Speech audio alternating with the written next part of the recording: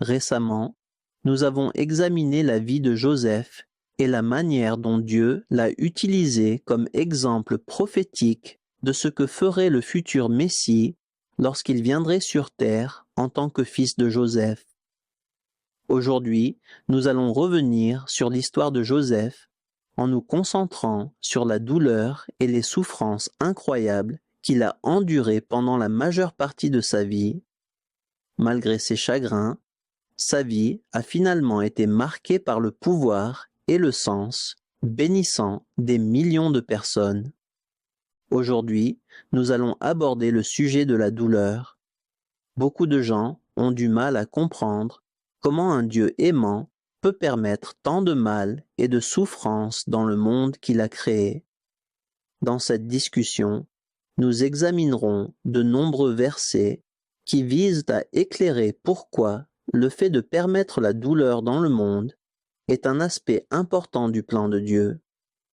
La Bible enseigne que la raison pour laquelle nous éprouvons de la douleur dans ce monde est le péché.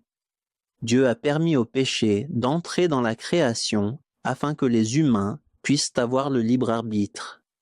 Au lieu de créer des robots programmés pour l'adorer et lui obéir, Dieu a choisi de donner aux humains la capacité de faire de véritables choix.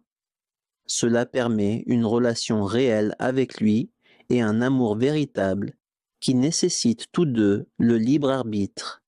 Dans le livre de la Genèse, nous voyons comment Dieu a donné le choix à Adam et Ève. Sans libre arbitre, ils ne seraient pas vraiment libres. Dieu a créé un arbre au centre du jardin et leur a ordonné de ne pas manger son fruit. Adam et Ève ont dû choisir entre obéir à Dieu ou non. Malheureusement, ce choix a eu de graves conséquences. En désobéissant à Dieu, ils ont introduit la douleur et la souffrance dans le monde parfait que Dieu avait créé. Le commandement de Dieu a accordé aux humains le libre arbitre. Sans libre arbitre, il ne peut y avoir de relation authentique et par conséquent, pas d'amour véritable. Une personne ne peut pas avoir une relation significative avec un robot qui est simplement programmé pour l'aimer et la servir. Comme le robot n'a pas le choix dans ses actions, même si celles-ci sont aimantes, elles ne sont pas vraiment sincères. En donnant aux humains le libre arbitre, Dieu a permis la douleur et la souffrance dans le monde, mais il a également créé l'occasion de montrer son amour pour l'humanité en venant sur terre et en se sacrifiant pour nous sauver du péché. La Bible affirme que le véritable amour est prêt à mourir pour autrui. En raison de notre nature pécheresse, Dieu a pu démontrer son amour pour l'humanité en mourant sur la croix pour nos péchés. Sans le péché et le don du libre arbitre, personne n'aurait jamais pleinement compris l'amour profond que Dieu porte à sa création. Le chapitre 5 de l'Épître aux Romains, versets 8 à 10, nous dit que Dieu a démontré son amour pour nous en ceci: alors que nous étions encore pécheurs, Christ est mort pour nous. Cet incroyable acte d'amour n'aurait jamais été nécessaire ni compris si Dieu n'avait pas créé les êtres humains avec le libre arbitre. C'est à travers cette liberté, et même à travers nos échecs, que la profondeur de l'amour de Dieu se révèle. Cette vérité est magnifiquement illustrée dans la parabole du Fils prodigue. Bien que le fils cadet vivait dans la maison de son père et avait tout ce dont il avait besoin, il ne reconnaissait pas la valeur de ce qu'il avait. Aspirant à quelque chose de plus, il demanda son héritage et partit à la recherche du bonheur en menant une vie dissolue. Après avoir gaspillé tout son argent et connu de profondes souffrances, la Bible dit qu'il finit par reprendre ses esprits et se souvenir à quel point il avait été bien traité dans la maison de son père. Dans l'humilité et le repentir, il est retourné chez lui, ne revendiquant plus le droit d'être un fils, mais espérant être accepté comme serviteur. Pourtant, son père l'a accueilli à bras ouverts, dans une joyeuse célébration et avec un amour renouvelé. Submergé par cette grâce, le Fils prodigue a sans doute passé le reste de sa vie avec une compréhension et une appréciation plus profonde de l'amour de son Père. Le frère aîné, bien qu'il n'ait jamais quitté la maison, n'a pas non plus pleinement connu cet amour. Il en voulait à son père d'avoir célébré le retour de son frère et lui dit « Regarde, toutes ces années, j'ai travaillé comme un esclave pour toi et je n'ai jamais désobéi à tes ordres. Pourtant, tu ne m'as jamais donné ne serait-ce qu'un chevreau pour que je puisse faire la fête avec mes amis. Mais quand ton fils, qui a dilapidé ta fortune avec des prostituées, revient à la maison, tu tues le veau gras pour lui. Mon fils, lui répondit le père, tu es toujours avec moi, et tout ce que j'ai est à toi. Bien que le fils aîné soit resté physiquement proche, il n'avait pas compris le cœur de son père. Il n'avait jamais compris la profondeur de l'amour de son père, n'ayant jamais fait l'expérience de la grâce de la restauration ou de la joie d'être pardonné. Cette parabole illustre avec force le rôle que joue le libre arbitre pour nous aider à connaître véritablement Dieu. C'est à travers nos choix, nos échecs et notre retour vers lui que nous arrivons à comprendre son amour et, par conséquent, à apprendre à l'aimer en retour.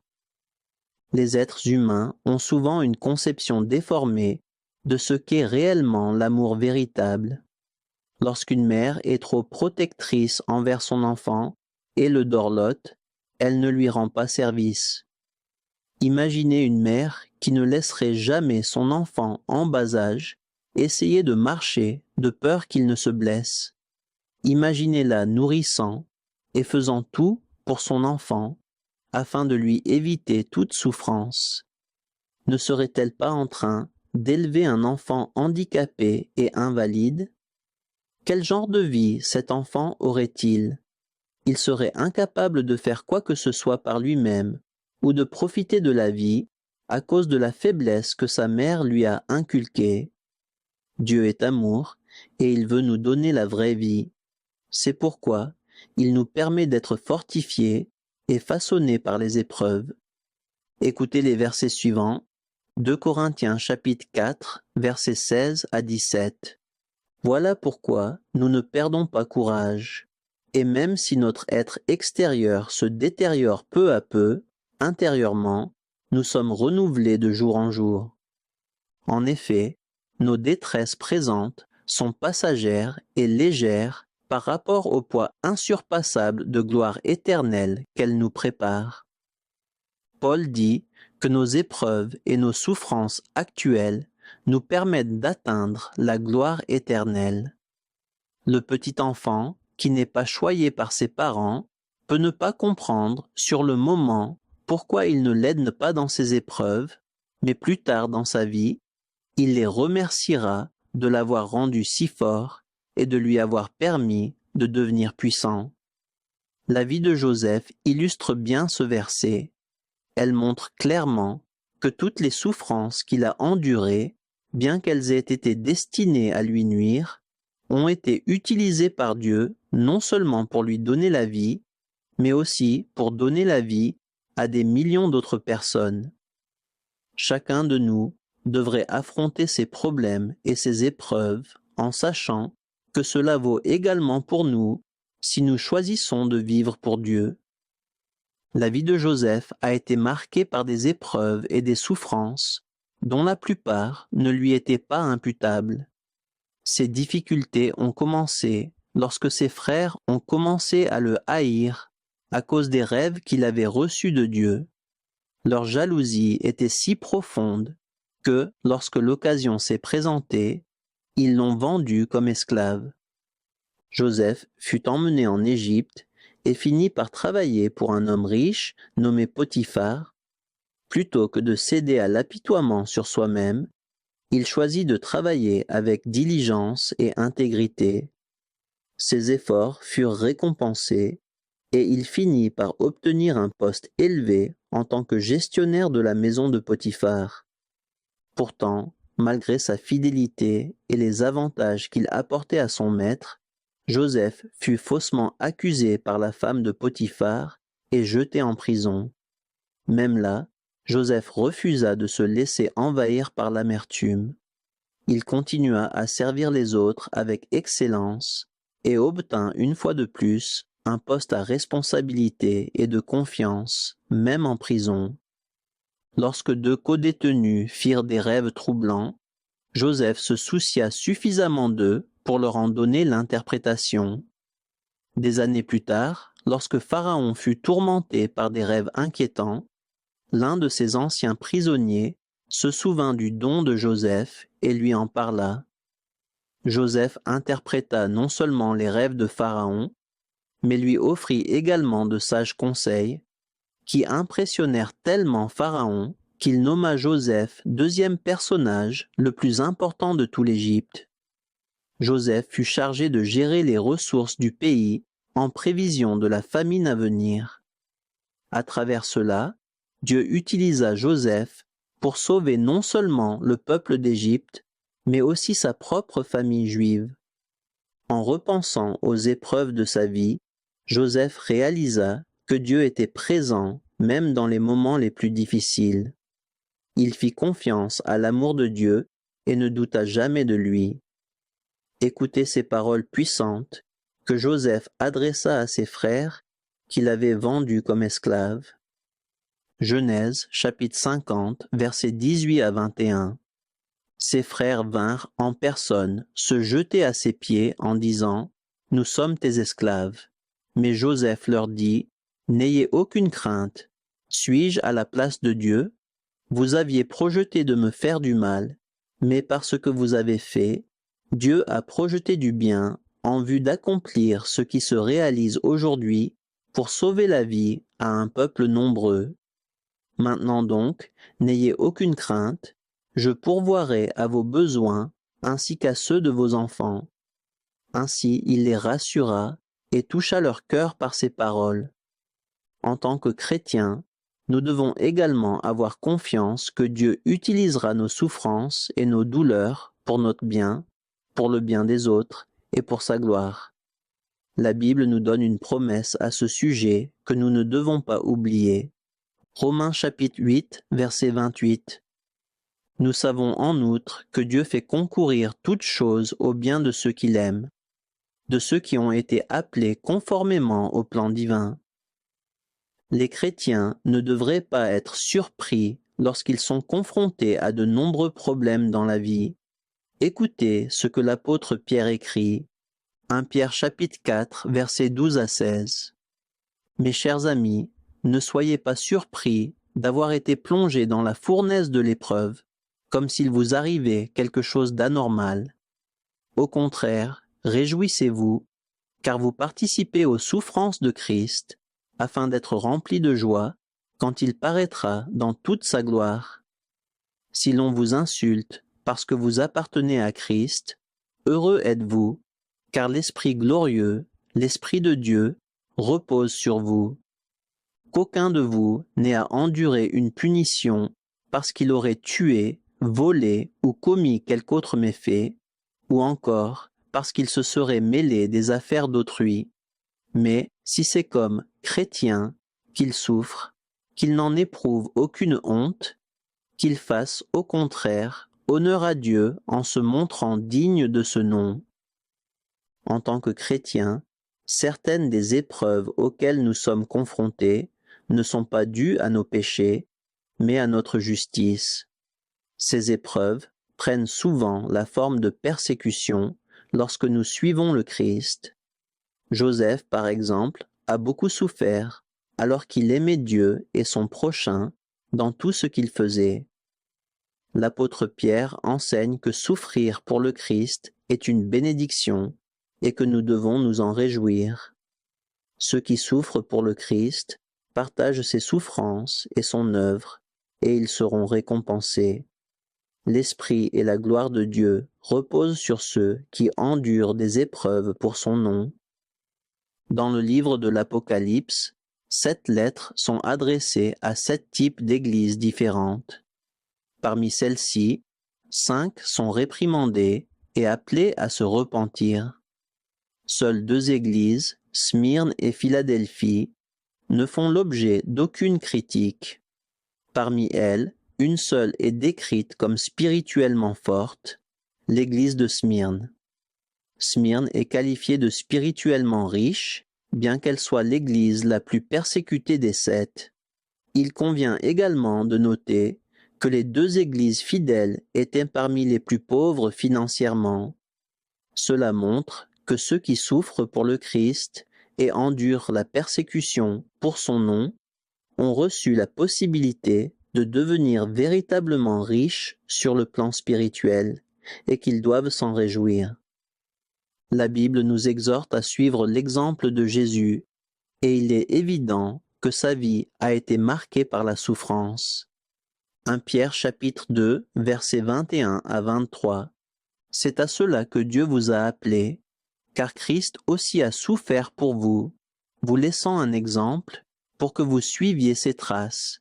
Il n'a commis aucun péché, ses lèvres n'avaient produit la tromperie. Injurié, il ne ripostait pas par l'injure. Quand on le faisait souffrir, il ne formulait aucune menace, mais remettait sa cause entre les mains du juste juge. Dieu n'a pas donné aux humains le libre arbitre pour ensuite les laisser souffrir sans intervenir activement dans leur vie.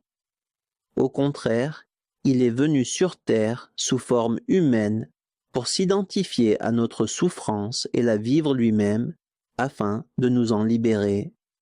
Christ a souffert pour nous et ce faisant, il nous a laissé un exemple à suivre. La souffrance est une partie inévitable du cheminement chrétien, même si son intensité peut varier d'une personne à l'autre. J'espère que ces versets vous aideront à comprendre à quel point il est trompeur d'enseigner que le peuple de Dieu ne doit s'attendre qu'à de la joie et des bénédictions dans la vie. Les chrétiens doivent avoir une bonne compréhension de la douleur et de la souffrance. La souffrance peut également être utilisée par Dieu pour nous enseigner, nous façonner et nous ramener vers lui. La Bible nous dit que Dieu permet les difficultés et les épreuves dans nos vies afin de nous conduire à la repentance. Dans de tels cas, la souffrance devient une forme de discipline aimante, permise par Dieu, non pas par colère, mais par amour profond pour nous. Écoutez les versets suivants. Jérémie, chapitre 5, versets 1 à 3. Allez de là, dans les rues de Jérusalem, observez donc et constatez, et cherchez sur ces places, si vous trouvez un homme, s'il y en a un seul qui se comporte droitement, et qui s'efforce d'être fidèle. Dans ce cas, je pardonnerai à cette ville, car quand ils jurent, l'Éternel est vivant, leurs serments sont trompeurs. Ô Éternel, tes yeux ne peuvent s'attacher qu'à la fidélité. Tu as frappé ces hommes, mais ils n'ont pas été touchés. Tu les as écrasés, mais ils ont refusé d'accepter la leçon. Ils ont rendu leur face plus dure que le roc, et ils ont refusé de changer de comportement. Lorsque le peuple d'Israël a péché et a mené une vie mauvaise, Dieu a permis la souffrance comme forme de discipline, dans l'espoir qu'ils se repentiraient. Mais au lieu de se tourner vers lui, il a refusé la correction et a endurci son cœur, rendant son visage plus dur que la pierre. C.S. Lewis a écrit un jour, « Dieu nous murmure dans nos plaisirs, nous parle dans notre conscience, mais crie dans notre douleur. C'est son mégaphone pour réveiller un monde sourd. » La souffrance est parfois permise dans nos vies pour nous réveiller et nous amener à la repentance. Mais nous devons faire attention à écouter, à avoir des oreilles qui entendent, afin de ne pas devenir comme les Israélites qui ont ignoré les avertissements de Dieu et manqué son appel à revenir. La discipline est également utilisée par Dieu pour nous aider à changer notre comportement et à être plus justes. Écoutez les versets suivants. Hébreux chapitre 12 versets 10 à 11. Notre Père nous corrigeait pour un temps limité, selon ses idées, mais Dieu, c'est pour notre bien qu'il nous corrige, afin de nous faire participer à sa sainteté. Certes, sur le moment, une correction ne semble pas être un sujet de joie, mais plutôt une cause de tristesse. Mais par la suite, elle a pour fruit, chez ceux qui ont ainsi été formés, une vie juste, vécue dans la paix.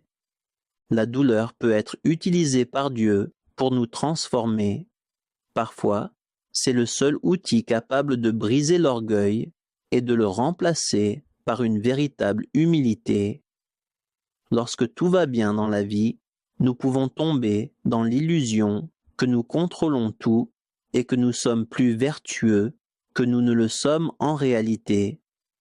Mais les épreuves révèlent souvent la vérité, elles mettent en évidence nos faiblesses et remettent en question nos certitudes. C.S. Lewis a bien résumé cette idée lorsqu'il a dit « Tout le monde est bienveillant tant que rien ne vient le contrarier ». Sans la douleur et les épreuves, les attitudes malsaines peuvent rester cachées sous la surface sans jamais être confrontées. Les épreuves les font ressortir, nous offrant l'occasion de nous voir plus clairement et de grandir dans notre caractère et notre dépendance envers Dieu. Écoutez les versets suivants. 1 Pierre chapitre 1, versets 6 à 9. Voilà ce qui fait votre joie, même si, actuellement, il faut que vous soyez attristés pour un peu de temps par diverses épreuves. Celles-ci servent à éprouver la valeur de votre foi. Le feu du creuset n'éprouve-t-il pas l'or qui pourtant disparaîtra un jour? Pourtant, votre foi qui a résisté à l'épreuve a une valeur beaucoup plus précieuse. Elle vous vaudra louange, gloire et honneur lorsque Jésus-Christ apparaîtra.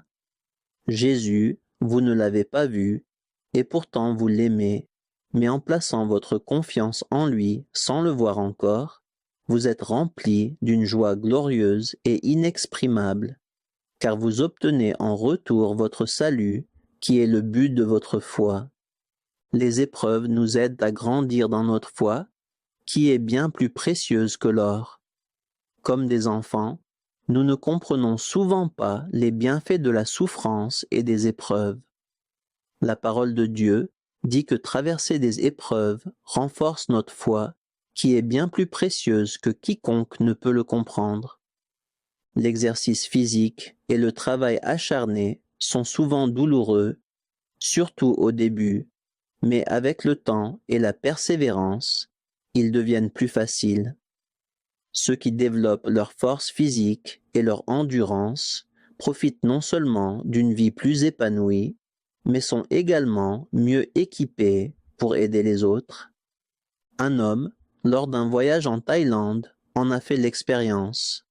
Son groupe de touristes s'est arrêté au sommet d'une falaise pour commencer une randonnée à couper le souffle à travers des grottes, des cavernes, des fleurs aux couleurs vives et des temples anciens, mais étant en surpoids et en mauvaise forme physique, il n'a pas pu se joindre à eux. Ce jour-là, il a décidé de prendre sa santé en main afin de pouvoir profiter de telles occasions à l'avenir. Un autre homme a raconté à quel point il s'était senti impuissant lorsque son petit enfant se noyait dans un lac et qu'il était physiquement incapable de courir pour lui venir en aide. Cette expérience l'a transformé. Il a commencé à faire de l'exercice, déterminé à ne plus jamais se retrouver dans une telle situation d'impuissance.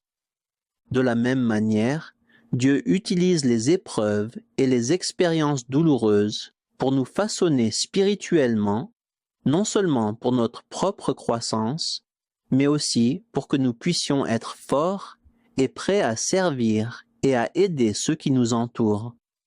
Dieu permet les épreuves pour nous débarrasser de notre orgueil et nous aider à développer une confiance inébranlable en sa guidance. Écoutez les versets suivants. Deutéronome chapitre 8 versets 2 à 3.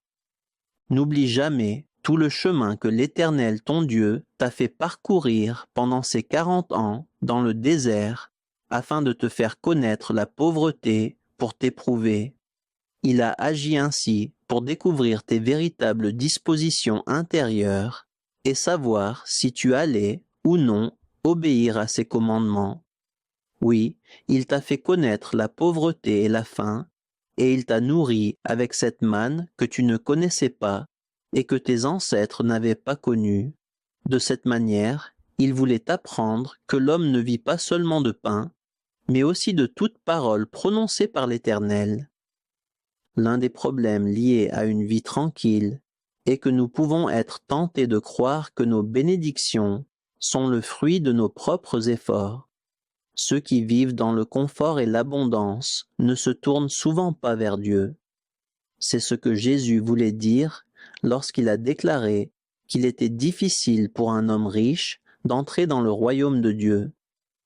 La richesse peut nous aveugler sur notre dépendance à Dieu, nous empêchant de reconnaître notre besoin de lui. Cependant, lorsque des épreuves et des souffrances surviennent dans notre vie, elles peuvent être l'occasion de nous tourner vers Dieu et de lui faire confiance. Grâce à cette dépendance, nous nous rapprochons finalement de lui, et c'est grâce à cette confiance et à cette relation que nous pouvons recevoir la vie éternelle. Aujourd'hui, nous avons examiné en profondeur l'un des aspects les plus difficiles, mais aussi les plus importants de la foi chrétienne, le sens de la douleur et de la souffrance. À travers l'histoire de Joseph, la parabole du fils prodigue, la vie de Jésus et de nombreux passages de l'Écriture, nous avons vu que la souffrance n'est pas un signe de l'absence de Dieu, mais souvent un signe de son action aimante dans nos vies. Dieu nous a donné le libre arbitre afin que nous puissions véritablement l'aimer et entrer dans une relation authentique avec lui, mais cette liberté s'accompagne de la possibilité de pécher, et le péché s'accompagne de la souffrance. Pourtant, dans sa miséricorde, Dieu ne nous a pas abandonnés à notre douleur. Il y est entré lui-même par Jésus-Christ, qui a souffert et est mort pour nous racheter. La Bible nous enseigne que Dieu utilise la souffrance pour nous rendre humbles, raffiner notre foi et nous rapprocher de lui. La douleur n'est pas toujours une punition, parfois c'est une préparation.